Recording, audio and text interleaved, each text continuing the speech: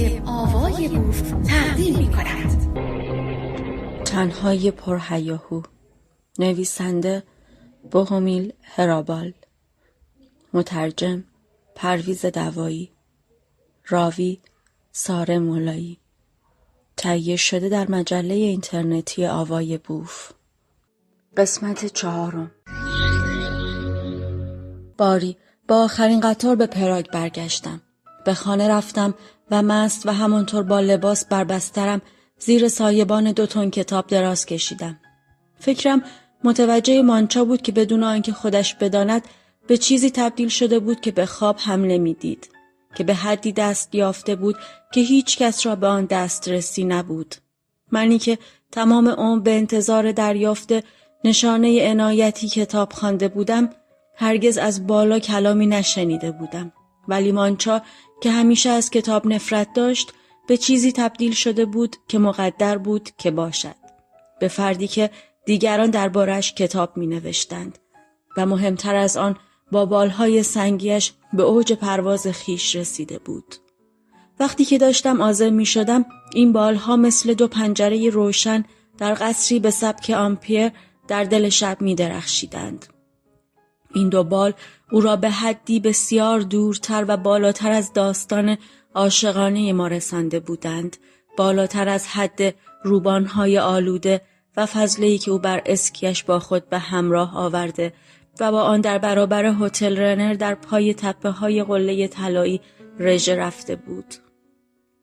35 سال زیر دستگاه پرس هیدرولیک کاغذ باطل روی هم کوبیدم و هرگز به خواب هم نمی‌دیدم که این کار را بشود جور دیگری انجام داد، تا 3 روز بعد از دیدارم از آن دستگاه عظیم پرس در ناحیه بوبنی به سر کار که آمدم، دیدم آنچه به خواب هم نمی‌دیدم به تحقق پیوسته. 2 کارگر جوان از گروه بریگادکارد سوسیالیستی را در محوطه کارگاه دیدم. با همان دستکش‌های نارنجی و لباس کار آبی تا بالای سینه، بندها از سر شانه رد شده و زیرش بلوز یقه بسته سبز و کلاه نارنجی آمریکایی بر سر.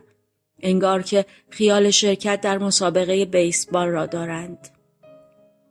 رئیسم با ژست پیروزمندانه‌ای آنها را به زیرزمین من هدایت کرد و دستگاه پرس را نشان داد و آنها در یک چشم به هم زدن ورقه کاغذ سفیدی روی میز من پهن کردند که بساط بطری شیر و غذایشان را روی آن بگذارند و همچه که انگار 100 سال است دارند اینجا کار می‌کنند شروع کردند و من حقیر و از رو رفته و ملتهب آن گوشه ایستادم و نگاه می‌کردم و حالتم درست حالت آن گروه راهبانی است که وقتی فهمیدند که کوپرنیک سلسله قوانین فضایی را متفاوت با آنچه قبلا رایج بود کشف کرده و به موجب این قوانین کره زمین دیگر مرکز کائنات نیست، عاجز از تصور کائناتی متغیر با آنچه تا آن زمان با آن و در آن زیسته بودند، دست جمعی دست به خودکشی زدند. رئیسم به من گفت که بروم و حیاط را جارو کنم یا در زیر زمین با آن 2 کارگر کمک کنم یا اصلاً دست به هیچ کاری نزنم، چون که از هفته بعد باید بروم و در چاپخانه ملانتریخ کاغذ سفید بسته بندی کنم. همین. ناگهان دنیا در نظرم تیره و تار شد. منی که 35 سال کاغذ باطل بسته بندی کردم. منی که بدون تصور ناغافل رهانیدن کتابی زیبا همچون موهبتی از میان زباله‌های مکروه زندگی برایم محال بود. حالا باید میرفتم و کاغذ پاک و پاکیزه سفید و دست نخورده و بیروح بسته بندی میکردم. این را که شنیدم مات ماندم. از پا در آمدم و روی اولین پله زیر زمین نشستم. دستهایم بین 2 زانو آویخته، لبخند مبهمی بر لب، چشم به آن 2 کارگر جوان دوختم. آنها تقصیری نداشتند. این کاری بود که به عهدهشان گذاشته بودند و خرج زندگیشان از آن می‌گذشت. نگاه می‌کردم که بیل بیل کاغذ باطله در تبله پرس می‌ریزند و پشت هم دکمه‌های سبز و سرخ را می‌زنند و من از ته دل آرزو می‌کردم که دستگاه هم به اعتراض از کار بیفتد، مریض شود یا با تظاهر به بیماری گیر کند، ولی نه. پرس مثل جوانهای شاداب و سرحال با منتهای سرعت دلنگ دلنگ میکوبید و کار میکرد، جوری که خواسته باشد به من دهنکجی کند.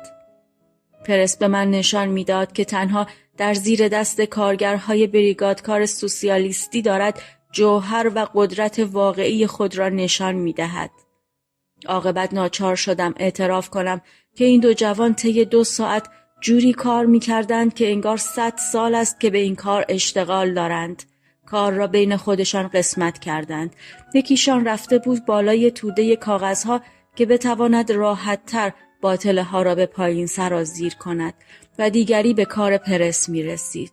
جوری که ظرف 1 ساعت 5 تا بسته بزرگ کاغذ باطله درست کردند. هر از چند گاه یک بار هم رئیسم از بالا از دهانه سوراخ سقف به پایین خم میشد و با ژست مبالغ شده‌ای برایشان کف میزد و با گوشه چشمی به من خطاب به کارگرها میگفت آفرین، 1000 آفرین. و به روسی اضافه میکرد مولوتستی. من سر به زیر میانداختم و دلم میخواست از جا بلند شوم و بروم. ولی از دور شرم این بساط و دلنگ دلنگ ماشینی که اعلام می‌کرد کار به زودی به اوج می‌رسد جوری کرخت شده بودم که پاهایم از من اطاعت نمی‌کردند. درست در همان لحظه ناگهان کتابی از داخل چنگال 2 شاخه به درون تبله افتاد و من از جا بلند شدم و این کتاب را از تبله درآوردم و جلدش را با پیش سینه لباس کارم خشک کردم و مدتی آن را به سینه فشردم، مثل مادری که بچه‌اش را به سینه می فشارد.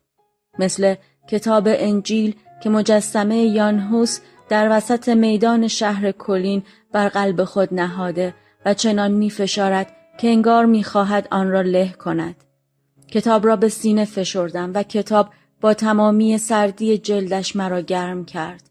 نگاهی به آن 2 کارگر انداختم و کتاب را جوری در دست گرفتم که نبینندش، ولی آنها متوجه من نبودند و من تمام قدرتم را جمع کردم و نظری به جلد کتاب انداختم و دیدم بله، کتاب زیبایی است. شرح اولین پرواز تنهای چارلز لیندبرگ از روی اقیانوس است به قلم خود او و فکرم مثل همیشه فوراً رفت پیش فرانتیشک شتورم، متولی کلیسای تثلیث مقدس که تمام کتاب‌ها و مجله‌های مربوط به پرواز را جمع می‌کرد.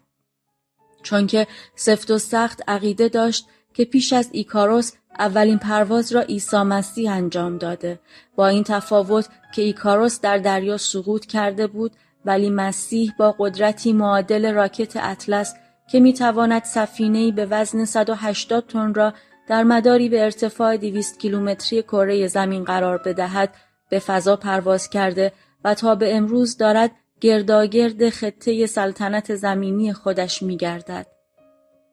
به خودم گفتم که برای آخرین بار در آزمایشگاه میکروبیوتیک فرانتیشک شتورم با این روایت اولین پرواز لیندبرگ از روی اقیانوس به دیدار این آدم می‌روم و بعدش دیگر خداحافظ، خوشبختی‌های کوچک. گیج در گذر از حیاط کارگاه به رئیسم برخوردم که گل از گلش شکفته بود و داشت دخترک فروشنده‌ای به اسم هدویچکا را وزن می‌کرد. اول با بسته کاغذ باطله‌ای که دخترک آورده بود و بعد بدون کاغذ. این آدم عوض بشو نبود. شوقی که من نسبت به کتاب‌های کهنه داشتم، این مرد به دخترهای جوان داشت. کارش هم مدام وزن کردن آنها بود. اول با کاغذ و بعد بی کاغذ. وزن هر کدام از دخترها را در دفترچه یادداشت کرده بود و حتی جلوی چشم غریبه ها با این دخترها لاس میزد.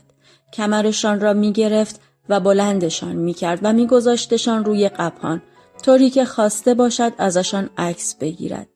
هر دفعه هم برایشان مدتی از طرز کار قپان مارک برکل داد سخن میداد و در همین حال به کمر و سینهشان دست میکشید. موقعی هم که میخواست طرز کار قپان را نشانشان بدهد، میرفت و پشت سرشان میایستاد، مثل الان که پشت سر هدویچکا ایستاده بود و دستها را 2 طرف کمرشان میگذاشت و بینی را به گیسوان دخترک میچسباند و با اشتیاق بو می‌کشید و با چانه رو به صفحه قپان نشانه می‌رفت. بعد می‌پرید پایین و کلید قپان را می‌زد و به دخترک تبریک می‌گفت که وزن اضافه نکرده و بعد از یادداشت کردن نتیجه وزن کشی باز دست به کمر دخترک انداخته کمک می‌کرد که از قپان پایین بیاید. بعد می‌گفت حالا نوبت دخترک است که او را وزن کند و موقعی که دخترک داشت این کار را می‌کرد او مثل گوزنی فحل آمده خرناس می‌کشید و بعد هم دخترک وزن او را بر کناره دری که هیچ وقت باز نمی‌شد یادداشت می‌کرد.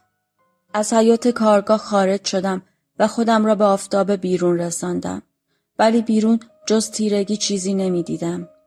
به کلیسا رفتم و به فرانتیشک شتورم برخوردم که داشت نرده‌های محراب را با پشم سیمی برق می‌انداخت، جوری که بدنه لوکوموتیوی را جلا بدهند. پیدا بود که حواسش جای دیگری است. این آدم هم در زندگی بد آورده بود. دوست داشت برای روزنامه‌های محلی اخبار حوادث ناگوار جزئی را بنویسد، خبر شکستن دست و پای افراد را و از این قبیل. تخصصش گزارش صبح دوشنبه زد و خوردهای جمعی و شورش‌های منتهی به هپروت شدن و سر از بیمارستان یا کلانتری درآوردن بود و آرزو داشت که فقط به این کار، به نوشتن برای نشریه‌های کلام چک و عصر پراگ ادامه بدهد. ولی پدرش که متولی کلیسا بود مرد و کارش به گردن او افتاد. با وجود این از تجسم زد و خوردهای دست جمعی مستانه در کله خودش دست بر نداشت. هر موقع هم که قدری بیکار میشد میپرید و میرفت به اتاقش در اقامتگاه کشیش و در مبل مرصع اسقف مینشست و هرچه از هواپیما و هواپیما سازی به دستش میرسید میخواند. 200 از کتابهای مربوط به پرواز را جمع کرده بود. موقعی که کتابی را که در زیر زمینم پیدا کرده بودم به دستش دادم، طوری دستها را به هم مالید و لبخند زد که فهمیدم این کتاب را در کتابخانه خودش نداشته است. نگاهی پر از علاقه و امتنان به من انداخت و من باز حس کردم که روزهای شادیهای کوچک زیرزمینیم به پایان رسیده که دیگر نمیتوانم هدیه‌ای برای فرانتیشک شتورم به ارمغان بیاورم. در آن حال که در پناه 2 فرشته با بالهای لخت آویخته از زنجیری بر فراز محراب ایستاده بودیم، کشیش با قدم‌های بی صدا به درون آمد و به لحن خشکی به فرانتیشک گفت که برود و لباس مخصوصش را به تن کند، چون که مراسم آخرین عشا بر بالین یک میت را در پیش دارند. باز به آفتاب بیرون برگشتم. در برابر محراب و محل زانو زدن کلیسای تادئوس مقدس مدتی ایستادم. یادم افتاد که در گذشته چطور گاهی به اینجا می آمدم و دعا می کردم که تادئوس مقدس به درگاه باری تعالی برای من شفاعت و کاری بکند که این کامیون‌های وحشتناکی که برای ما از قصابخانه کاغذ باطله‌های خونالود می آوردند در رودخانه ولتاوا چپه شوند.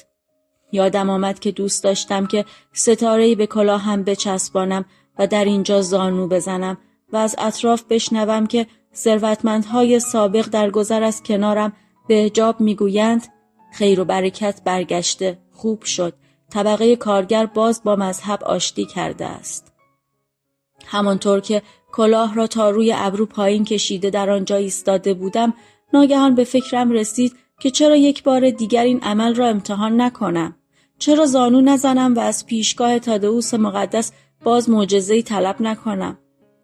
چون که فقط معجزه‌ای میتوانست که زیر زمین و دستگاه پرس و کتاب‌هایی را که بدون آنها زندگی برایم بی‌معنی بود به من برگرداند.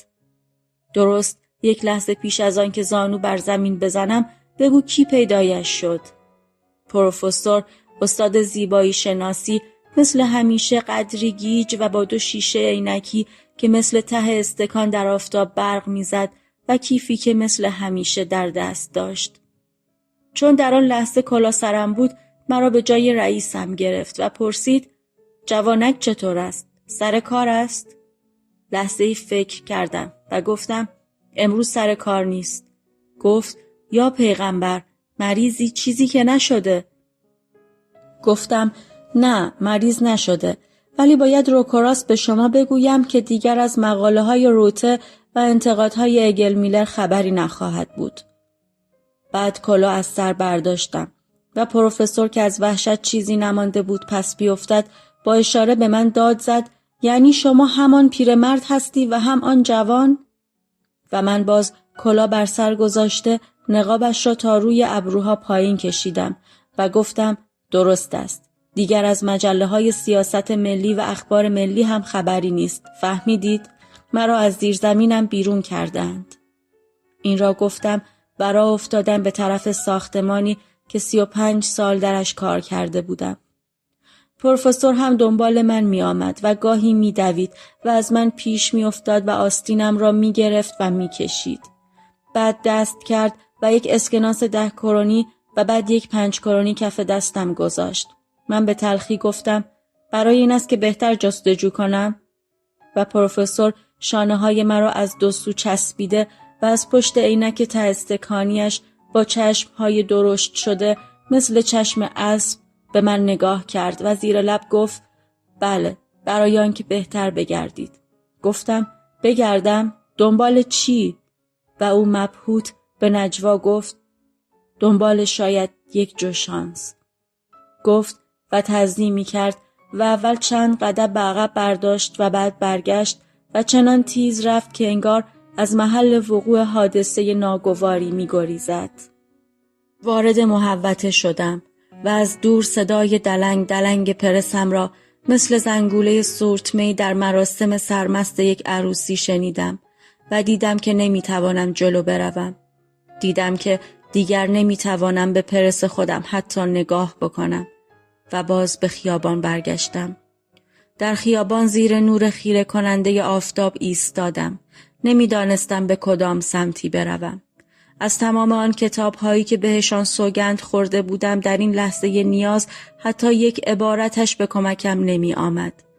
باز پاهایم مرا به سوی کلیسای تادئوس مقدس کشانید. در محل عبادت به زانو در آمدم و سرم را در میان دو دست گرفتم. انگار در این حال خوابم برد و به رویا و عالم هپروت فرو رفتم یا از این جفای روزگار کمی به کله‌ام زد. چون در همان حالتی که زانو زده و چشمهایم را با دو دست پوشانده بودم، دستگاه پرس خود را دیدم که ابعادی غولاسا پیدا کرده. عظیمترین همه پرس‌های عالم شده، با 4 دیواری چنان هیولا که تمامی شهر پراگ را در خود جا داده و خودم را دیدم که دارم دکمه سبز را میزنم. دکمه را زدم و دیدم که پرس مثل یک سد آببند دارد به حرکت در می آید و ساختمان ها مثل اسباب بازی، مثل همان موش ها در پرس قدیمیم فرو می ریزند و دیواره های پرس را دیدم که پیش می آیند و همه چیز را از سر راه خودشان بر می دارند. از نقطه دور و بالا مرکز شهر را دیدم که مثل همیشه زندگی در آن جریان دارد. هر چند حومه شهر داشت در دهان عظیم پرس بلعیده می شد و همینطور که 4 دیوار پرس از همه طرف یک زمان به سوی قسمت اصلی و مرکزی شهر پیش می آمد، استادیوم ها و کلیساها و ساختمان های دولتی بر خیابان های عریض و خیابان های باریک فرعی را دیدم که فرو می ریزند. هیچ چیز نمی توانست از چنگ پرس آخر و زمانی من سالم به در رود. قصر پراگ را دیدم که فرو ریخت. گنبد طلایی بالای موزه ملی در هم شکست و آب رودخانه ولتاوا بالا آمد. پرس چنان قدرتی داشت که شهر پراگ انگار که از کاغذ ساخته شده باشد. دیواره ها با جمع کردن آنچه از بین برده بودند، هرچه بیشتر پیش می آمدند بر سرعتشان افزوده می شد. خودم را در آن حال که کلیسای تثلیث مقدس داشت بر سرم خراب می شد دیدم. یعنی ندیدم، حس کردم که دارم با آجر و الوار و این قسمت پیشین محراب در هم و بر هم فشرده می شوم. و بعد دیگر فقط می توانستم صداها را بشنوم. صدای ترامواها و اتوبوس‌هایی را که در هم می شکستند. دیواره ها جلو و جلوتر می آمدند ولی هنوز بین بقایای ویرانه ها بلابلای آتو آشغال جا بود. هنوز لای ویرانه ها هوا بود. تا اینکه دیوارها به هم برآمد و هوا با صدای فس از بین دیوارها گریخت و بالا رفت و با آخرین زجه های انسانی در هم آمیخت. بعد من سر برداشتم و یک بسته‌بندی عظیم دیدم بر دشتی متروک، یک مکعب، هر بعدش 500 متر یا شاید بیشتر، که تمامی پراگ درونش فشرده شده بود، که خود من هم درونش فشرده شده بودم.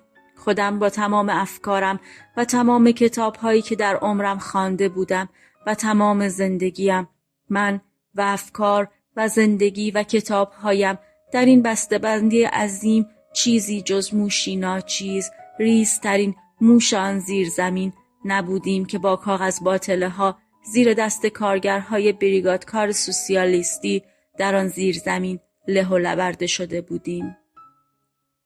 چشم که باز کردم با حیرت دیدم که در برابر محراب تادئوس مقدس زانو بر زمین زدم و مدتی مات به ترکی که در چوب تکیهگاه روبرویم بود خیره شدم. بعد از جا برخاستم و نگاه کردم به اتومبیل هایی که می‌گذشتند و نوار سرخی که عبور بدنه ترامواها به جا می‌گذاشت و سیل آدم‌ها که جاری بود. سیل آدم‌ها در خیابان اسپالنا هیچ وقت بند نمی آمد. همه شتابان به طرف خیابان نارودنی و میدان کارل یا بالعکس در حرکت بودند.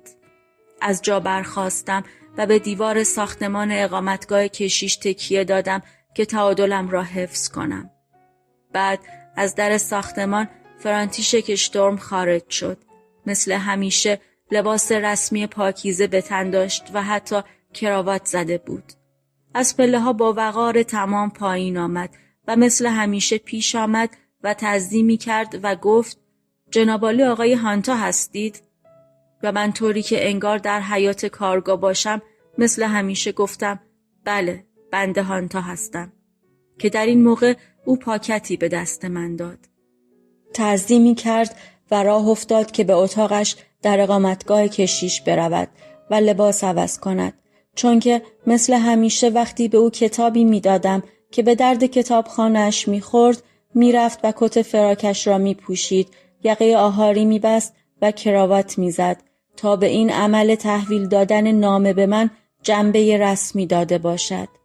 پاکت را که باز کردم دیدم که مثل همیشه بر یک ورقه کاغذ با سر کاغذ آزمایشگاه میکروبیوتیک فرانتیشک شتورم نوشته است: آقای عزیز، به نام آزمایشگاه میکروبیوتیک فرانتیشک شتورم از شما به خاطر کتاب پرواز من بر فراز اقیانوس از چارلز لیندبرگ تشکر می‌کنیم.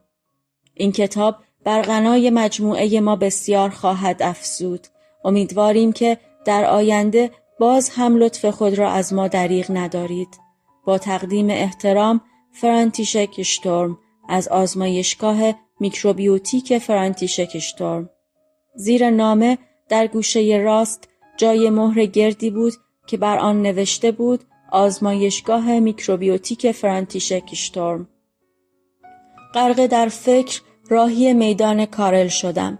در میدان یادداشت تشکر را پاره کردم، چون که میدانستم آخرین یادداشت است. میدانستم که ایام خوشی‌های کوچک به سر رسیده است. دستگاه پرس من ناقوس مرگ روزهای خوش مرا به صدا درآورده بود. درمانده در حاشیه میدان ایستادم و به مجسمه ایگناسیوس از لوویولا چشم دوختم که بر پیشانی کلیسایی که نام او را داشت نصب شده بود. تمامی پیکرش در طلای بانگ افتخار به افلاک برداشته پوشیده. ولی من به جای حاله تقدس یک ظرف مطلای شبیه به وان حمام دیدم، عمودی نصب شده که در آن سنکا بعد از گشودن رگ دستهایش لمیده و به این شیوه به خودش ثابت کرده بود که در نوشتن آن کتاب کوچکی که من بسیار دوست می داشتم، کتاب درباره آرامش ذهن، تا چه اندازه حق داشته است. تکیه بر آرنج بر پیشخانه کنار پنجره باز در آبجوخانه سیاه، آبجوی محلی در برابرم، به خودم گفتم: رفیق، از اینجا به بعد دیگر به امید حق رها شده ای دیگر خودت هستی و خودت. باید به زور هم که شده خودت را مجبور کنی که به میان مردم بروی. سر خودت را گرم کنی و برای خودت تئاتر در بیاوری آنقدر که از دست خودت به تنگ بیایی. چون که از اینجا به بعد دیگر یک مدار پیوسته اندوه است. اندوهی پس از اندوه دیگر. از اینجا به بعد معنی پیشرفت پسرفت است. درست است. پیشرفت به مبدأ یعنی پسرفت به سوی آینده. کله تو چیزی جز تبلی پر از افکار برهم فشرده نیست. پس نشسته در آفتاب جرعه جرعه آبجو بر لب به گذر آدم‌ها در میان کارل چشم دوختم. آدم‌هایی همه جوان، همه محصل و هر یک ستاره‌ای بر پیشانی که نشانه وجود نطفه نبوغ در آنها بود و چشمانشان با نیروی هستی برق می‌زد. همان نیروی هستی که در من بود قبل از آنکه رئیسم مرا ابله بیقابلیت خطاب کند. تکیه بر نرده عبور چپ و راست ترامواها را تماشا می کردم و نوار سرخ بدنه‌شان حالت خوبی در من ایجاد می کرد. حالا دیگر فرصتی بی نهایت در اختیار داشتم. می توانستم به بیمارستان فرقه فرانسیسکان ها بروم و پله های چوبی منتهی به طبقه اول این ساختمان را تماشا کنم که می گفتند از الوار جایگاه اعدامی ساخته شده که کل نجیب زاده های چک را بر آن در میدان شهر کهنه پراگ به دار آویختند که بعد کشیش های فرقه فرانسیسکان این تیر و تخته را به سال 1621 خریدند. می توانستم در ناحیه اسمیخوف به پارکینسکی بروم و به آن پاویون مشهوری که وقتی آدم در کف تالارش بر دکمه پا می‌گذاشت دیوار پس می‌رفت و یک مجسمه مومی نظیر مجسمه‌های موزه وحشت پترزبورگ بیرون می‌آمد. جایی که شبی مهتابی یک موجود ناقص الخلقه 6 انگشتی به اشتباه بر این دکمه پا گذاشته بود و یک تزار مومی بیرون آمده و انگشت تهدید به روی او تکان داده بود. طوری که یوری تینیانوف در کتاب مجسمه مومیش آنقدر خوب وصف کرده است. شاید هم اصلا نیازی نداشته باشم که به جایی بروم، چون کافی است چشمهایم را ببندم تا همه چیز را روشن‌تر از واقعیت ببینم. در حال حاضر ترجیح می دادم که فقط به آبران و چهره‌های گلگونشان نگاه کنم. جوان که بودم راجع به خودم همین فکرهای عالی را در سر داشتم. فکر می کردم برای جذاب بودن کافی است که یک جفت صندل به پا کنم. از نوعی که فقط کف دارد و یک نوار روی پا که آن موقعها مد بود و زیرش یک جفت جوراب بنفش. صندل را خریدم و مادرم جوراب‌های بنفش را برایم بافت و پایم کردم. روز سه‌شنبه‌ای بود که رفتم به طرف میخانه ده پایین که در آن با دختری قرار داشتم. هرچند سه‌شنبه بود گفتم شاید اسامی بازیکنان فوتبال را امروز زودتر اعلام کرده باشند. جلوی جعبه اعلان‌ها ایستادم و اول قاب فلزی دور سوراخ قفل را خوب وارسی کردم تا بعد حس کردم که برای نگاه به صورت اسامی آماده‌ام و هرچند این صورت اسامی بازیکنان هفته قبل بود باز با دقت آن را خواندم. چون که حس کردم که در همان حال پای راستم با صندل و جوراب بنفش در چیز نرم و مرطوبی فرو رفته است. چیزی که جرأت نداشتم نگاهش کنم. باری صورت اسامی را باز به دقت خواندم تا به اسم خودم رسیدم و وقتی که نگاهم را عاقبت به سوی پایم به زیر متوجه کردم دیدم که صندلم در مدفوع سگ فرو رفته است. مدفوع مفصلی. پس صورت اسامی را باز آهسته و به دقت خواندم. تک تک اسامی را، اسامی همه 11 نفر را تا به اسم خودم جزو ذخیره ها رسیدم. بعد باز به زیر نگاه کردم و پایم هنوز و همچنان در آن مدفوع وحشتناک بود. بعد سر برداشتم و دختری را که با او قرار داشتم دیدم که از مدخل نرده دور محوطه میخانه داشت به درون می آمد. پس خم شدم و سگک صندل را باز کردم و جورابم را درآوردم و با یک لنگ صندل به پای چپ و دستگلی در دست به سوی مزرعه‌های دور دویدم. در حاشیه مزرعه‌ای نشستم به فکر. راجع به این نشانه شوم، به اینکه نکند سرنوشت دارد به من اخطار می کند، چون که از همان موقع با خود عهد کرده بودم که زندگیم را وقف بسته‌بندی کاغذ باطله بکنم، کاری که کتاب‌های خوب را در دسترسم می‌گذاشت.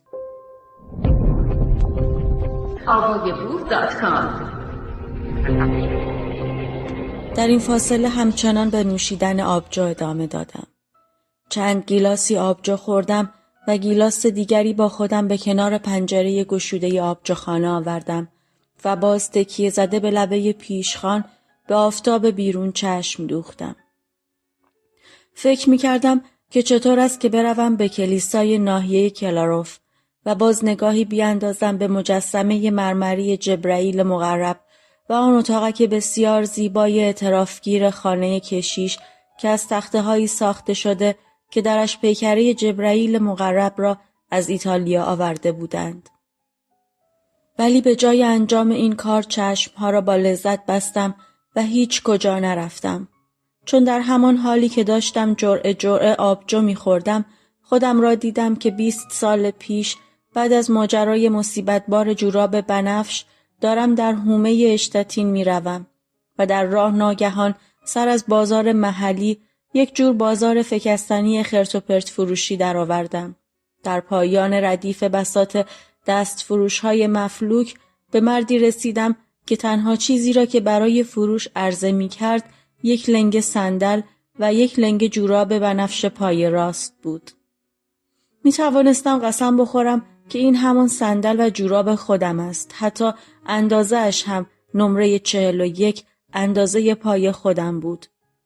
مات و مبهوت ماندم.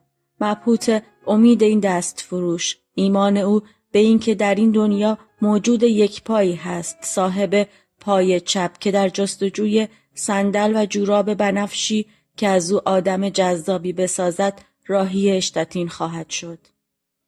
در کنار بساط این پیرمرد با ایمان پیرزنی ایستاده بود که 2 برگ بو تنها کالایش بود. 2 برگ که بین 2 انگشت گرفته بود. غرقه در اعجاب راهی شدم. صندل و جوراب من چه مدار دور و درازی را طی کرده بود. این صندل و جوراب بنفش دور دنیا را چرخیده و برگشته بود تا باز سر راه هم ظاهر شود و باز خاطره نکبتم را به رخ بکشد. گیلاس خالیم را به میخانه چی برگرداندم. از روی خط ترامواها گذشتم و رفتم. شنهای پارک زیر پایم مثل برف یخزده قرچ قرچ می کرد. گنجشک‌ها و سهره‌ها بر شاخه‌ها می‌خواندند. به بچه‌های توی کالسکه ها نگاه کردم و به مادرهایشان که در آفتاب بر نیمکت‌ها نشسته و صورتشان را به طرف خورشید درمانگر برگردانده بودند. کنار حوضچه بیضی شکل وسط میدان ایستادم که درش بچه‌های برهنه بازی می‌کردند و جای کش زیر شلواری بر شکمشان پیدا بود. یهودیای حاسیدی در جلیله رسم داشتند که کمربندی راه به کمر ببندند که بدنشان را به 2 بخش تقسیم کند و قسمت زیباتر و قابل قبول یعنی قلب و ریه‌ها و کبد و سر را از قسمت دیگر بدن یعنی احشا و عضو جنسی که بی اهمیت و صرفاً تحمل پذیر بود تفکیک سازد. کشیش‌های کاتولیک خط تفکیک را بالاتر بردند و یقه جامعه روحانیت را نشانه بارز تفوق سر قرار دادند. ظرفی مقدس که خداوند در آن انگشتان خود را فرو می‌برد. در حالی که به بچه‌های برهنه که جای کش شلوار بر کمرشان افتاده بود نگاه می‌کردم، به یاد راهبه‌های افتادم که با یک نوار زمخت سر را از چهره جدا می‌کردند و آن را در یک جور شب کلاهواره آهارزده‌ای شبیه به کلاه خود راننده‌های مسابقات اتومبیل رانی فرو می‌بردند. بچه‌های برهنه آب بازی می‌کردند و چیزی از مسائل جنسی نمی‌دانستند. با وجود این عضو جنسیشان به قول لاوتسه به راحتی کامل بود. وقتی که نوارهای تفکیکی کشیش‌ها و راهبه‌ها و یهودیان حاسیدی را در نظر آوردم، به فکرم رسید که بدن انسان چه شباهتی به ساعت شنی دارد. آنچه بالاست در زیر است و آنچه در زیر بالاست. یک جفت مثلث نوک به نوک متصل، مهر سلیمان، نسبت بین کتاب جوانی‌های سلیمان، غزل‌ها و باطل اباطیل، دفتر دوران پختگی او در کتاب رسولان. ناگهان چشمانم به سوی مجسمه ایگناسیوس مقدس و حاله زرین افتخارش کشیده شد و دیدم چه غریب است که مجسمه‌های شخصیت‌های بزرگ ادبی ما مثل یونگمان، شافاژریک، پالاتسکی، مثل افلیچ‌ها بر صندلی نشستند و حتی ماخای رومانتیک به ستونی تکیه زده است، در حالی که مجسمه‌های روحانیون ما سراپا در حرکتند، مثل والیبالیستی که هم‌الساعه از روی تور آبشار کوبیده، یا دونده‌ای که 200 متر را به پایان رسانده، یا قهرمان پرتاب دیسک در حرکتی چرخان، بازوها و چشمهای سنگیشان به سوی بالا برگشته، انگار که در لحظه رد کردن ضربه توپ تنیس خداوند یا در کار شادی از گل پیروزی او هستند. عرض خیابان را طی کردم و از فضای آفتابی به داخل میخانه چیژک رفتم که چنان تاریک بود که صورت مشتریها مثل ماسک می درخشید، در حالی که تاریکی پیکرشان را بلعیده بود. از چند تا پله خودم را به داخل محوطه رستوران رساندم و از بالای شانه کسی این نوشته را بر دیوار خواندم. در این مکان خانه‌ای قرار داشت که در آن کارل هینک ماخا شعر ماه مه را نوشت. بر صندلی نشستم و لحظه‌ای بعد چشمم به سقف افتاد و وحشت کردم. لامپ وسط سقف درست مثل لامپ زیرزمین من بود. بلند شدم و به طرف در خروجی رفتم. ولی درست جلوی در به دوستی برخوردم، سیاه مست، که به دیدن من آنن کیف بغلیش را بیرون کشید و بعد از مدتی طولانی زیر و رو کردن مقداری کاغذ از آن سندی از یک مرکز درمان الکلی ها بیرون کشید که نوشته بود: به این وسیله اظهار می دارد که حامل ورقه امروز صبح مطلقاً اثری از الکل در خونش وجود ندارد. ورقه را تا کردم، به او پس دادم و رفیقم گفت که تصمیم گرفته بوده زندگی جدیدی را شروع کند و این 2 روز گذشته هیچ نوشیدنی به جز شیر نخورده، ولی از خوردن شیر در این مدت چنان گیج و منگ شده بود و تلو تلو می‌خورده که رئیسش آن روز صبح او را به اتهام مشروب خواری از کار اخراج و 2 روز از حق مرخصیش کم کرده بود. رفیقم به دنبال این قضیه به کلینیک ترک مشروب رفته و آنها که بعد از آزمایش دیده بودند که در خون او اثری از الکل نیست، به رئیس او تلفن و به خاطر آزردن روحیه یک کارگر شریف شدیداً توبیخش کرده بودند. و این رفیق تصمیم گرفته بود که شادی توبیخ رئیس و اعلام رسمی پاک بودن خون خودش را با مشروب جشن بگیرد. از من هم دعوت کرد که در یک مشروب خواری به قول خودمان ماراتون این جشن را برگزار کنیم. ما در انجام این ماراتون بعد از چندین نوبت امتحان فقط 1 بار موفق شده بودیم و الان آنقدر از آن زمان گذشته بود که من بیشتر مسیر را از یاد برده بودم. رفیقم که اسم او را هم فراموش کرده بودم با شور و حرارت شروع کرد به وصف مسیر ماراتون که موافقت مرا جلب کند. اول از میخانه والخوفکا شروع می‌کنیم. بعد می‌رویم به سراغ شاخ کوچک. بعد برو تا قرارگاه دوردست. بعد به میخانه میلر و نشان خانوادگی و در هر میخانه فقط 1 آبجوی بزرگ سفارش می‌دهیم چون باید جوری میزان کنیم که خودمان را به میخانه یاروسلاو لیمک، بعد به میخانه لادا، بعدش سر پیچ به میخانه کارل 4 و از آنجا سریع به کافتریای جهان برسانیم. بعد از آنجا راهی میخانه هافسمان و میخانه آبجوسازی شویم و روبرویش آنور خیابان برویم به میخانه سلطان واسلاو، بعد به میخانه پودیل یا کروفتا و عاقبت به دودا یا مرکوری تا اینکه برسیم به تکه آخر مسیر ماراتون که میخانه پالموفکا یا کافتریای شولر باشد. اگر هنوز خیلی دیر وقت نبود در میخانه هورکی یا روکیتسانی از خط آخر مسابقه خواهیم گذشت. در تمام جریان وصف مسیر مسابقه این آدم مستانه به من آویخته بود. ولی عاقبت در همان میخانه چیژک از شرش خلاص شدم و باز به میدان کارل برگشتم و از کنار باغچه‌های پر از گل بنفشه با چهره انسانیشان گذشتم. آفتاب پرست‌ها حالا از نیمکت‌های قبلی که در سایه بود به نیمکت‌های غروب تغییر مکان داده بودند. بعد باز در آبجوخانه سیاه یک گیلاس روم خوردم و بعد یک روم دیگر تا کاملا از پا در نیامده ایم جوهر واقعی خود را بروز نمی دهیم. از میان شاخ و برگ درختها ساعت بزرگ ساختمان شهرداری را دیدم که بر زمینه آسمان تاریک با نور نئون می درخشید. بچگی‌ها آرزو داشتم میلیونری بشوم که بتوانم برای تمام ساعتهای شهر عقربه شبنما بخرم. کتاب‌های جر و واجر شده آخرین تلاش را به خرج می‌دادند که از قید بسته‌بندی بگریزند. تصویر چهره هنرمند همچون قارچ پیر. نسیمی از جانب رودخانه از میدان می‌گذرد. این نسیم را دوست دارم. دوست داشتم که غروب‌ها در پارک لتنا راه بروم که عطر پارک با عطر رودخانه در هم می‌آمیخت.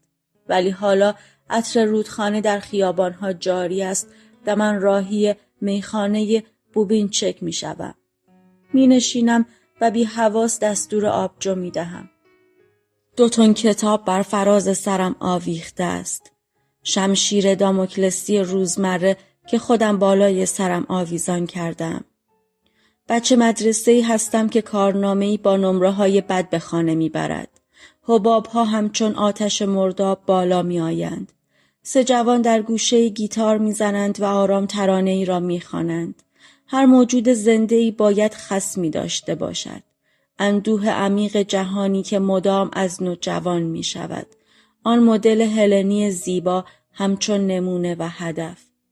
دبیرستان کلاسیک و دانشگاه‌های علوم انسانی. اما در فاضلاب‌های پراگ 2 سپاه موش‌ها در نبرد مرگ و زندگی به شدت درگیرند. پای راست شلوار در ناحیه زانو قدری ساییده شده است. دامن فیروزه‌ای و دامن سرخابی.